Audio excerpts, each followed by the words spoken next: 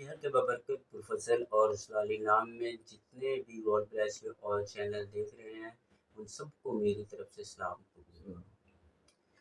So guys ہم نے ایک نیو پلان بنایا تاکہ اس وسیلہ سے جتنے بھی ہمارے جو بچے ہیں اور جتنے بھی نوجوان ہیں بوڑھے ہیں جو خدا کے پاک کلام کو جو جتنے زیادہ جو پڑھ نہیں سکتے، خاص کر ان کے لیے جو پڑھ نہیں سکتے ان کے لیے یہ بنایا ہے ہم نے سسٹم کہ ہم ان کو گرو کر سکیں، زیادہ سے زیادہ وہ سیکھ سکیں. ہمارے بچے جو ہیں ٹھیک ہے جی جو زیادہ تر فلموں میں دوسری چیزوں میں انٹرسٹ رکھتے ہیں وہ خدا کے کلام کی طرف آئیں.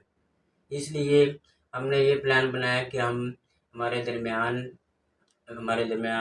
لطیف مغل ہیں اور خدا نے ان کو کافی برکت دی ہوئی ہے. خدا اپنے نام اور جلال کے لیے استعمال کرتا ہے اور انہوں نے یعنی کہ اپنی محنت سے یہ سوالات جو بناتے ہیں ٹھیک ہے کلام مقدس میں سے وہ خود بناتے ہیں یہ سوال ٹھیک ہے اور وہ آپ سب سے پوچھا کریں گے ٹھیک ہے اور ہمارا ٹاپک ہوا کرے گا کہ آج کا سوال کیا ہے. جی ہمارا آج کا سوال کیا ہے؟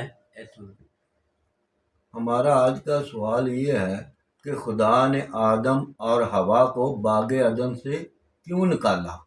جی تو سر پوچھ رہے ہیں کہ ہمارا آج کا جو سوال ہے آپ سب سے کہ خدا نے آدم اور حوا کو باغ عدن سے کیوں نکالا. تو میں چاہتا ہوں کہ ان کو آپشن دیے جائیں، تین آپشن دیے جائیں ہیں تاکہ جتنے بھی آڈینس ہے جو بھی ہمیں دیکھ رہے ہیں ان کو آپشنز کا پتہ اور وہ ان آپشن میں سے سلیکٹ کریں کہ کون سا آپشن صحیح ہے. سو پہلا آپشن کیا ہے؟ نمبر 1 جی کیونکہ انہوں نے خدا کا حکم توڑا، جی یا منع کیا ہوا پھل کھانے کی وجہ سے، جی یا حیات کے درخت سے کچھ کھا نہ لیں. اس وقت یہ 3 آپشن ہیں، جی آپ نے بتانا ہے کہ صحیح کیا ہے. ٹھیک سو یہ 3 آپشن ہیں آپ سب کے سامنے رکھ دیے گئے ہیں ٹھیک ہے. نمبر 1 ہے کیونکہ انہوں نے خدا کے حکم کو توڑا، یہ نمبر 1 ہے. نمبر 2 پہ ہے منع کیا ہوا پھل کھانے کی وجہ سے. نمبر 3 پہ ہے حیات کے درخت سے کچھ وہ کھا نہ لیں اس وجہ سے.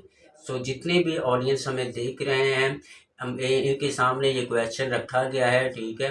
سو کمنٹس میں یہ شیئر کرو، زیادہ سے زیادہ لوگوں تک بھی شیئر کریں اور چینل کو سبسکرائب بھی کریں، لائک بھی کریں اور اس کا جواب بھی آپ سب نے دینا ہے. So God bless you all, God bless Pakistan, Pakistan زندہ باد.